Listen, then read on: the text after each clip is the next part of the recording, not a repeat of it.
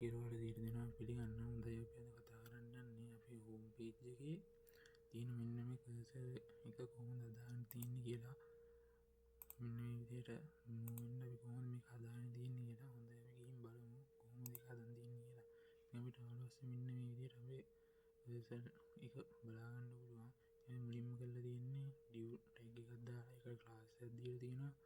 alt wheel එකක් ඊට පස්සේ d none කරලා D display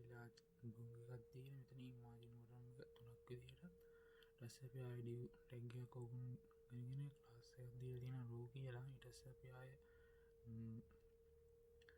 div එකක් මෙතනින් දාලා ඊට පස්සේ id එකක් දීලා තියෙනවා cursor example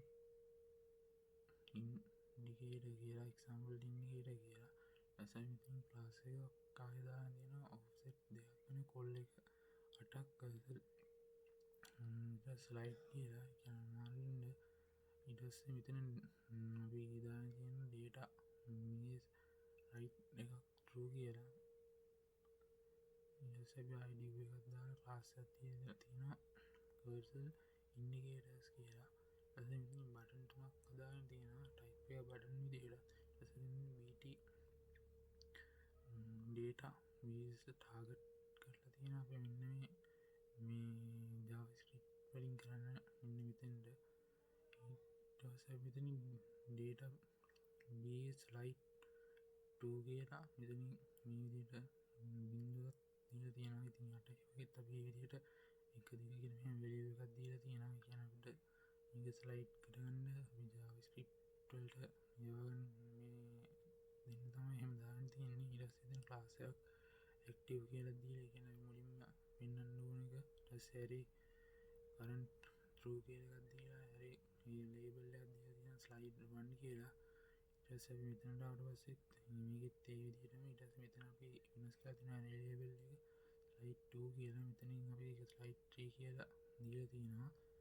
ඊට පස්සේ මෙතන div එක close කරලා ආයෙ අපි div එක open කරලා class එකක් දීලා තියෙනවා cursor ඉන්නා කියලා ඊට පස්සේ අපි div එකක් දාලා class එකක් දීලා තියෙනවා cursor light and active කියලා ඊට පස්සේ අපි image tag එකක් දාලා stars එකක් දාලා resource කියන folder එකේ slider image වල poster image.jpg image එක මෙතන අපි link කරගෙන තියෙනවා ඊට පස්සේ class එකක් දීලා තියෙනවා d block ඊට පස්සේ class එකක් දීලා තියෙනවා මේ විදිහට d block එකක් දීලා as image thumbnail කියලා poster image මනියයි අවින්තනින් මේ poster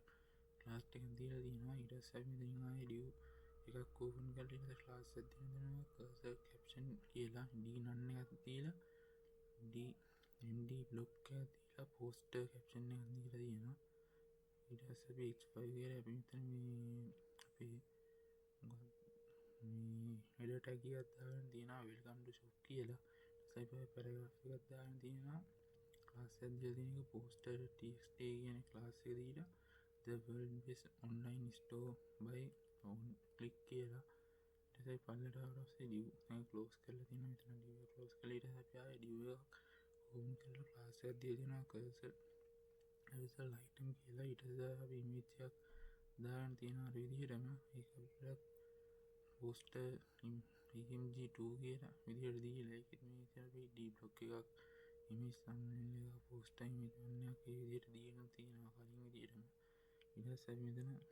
වලට ආසාවිට div එක බාගන්න පුළුවන් මේ විදිහට cursor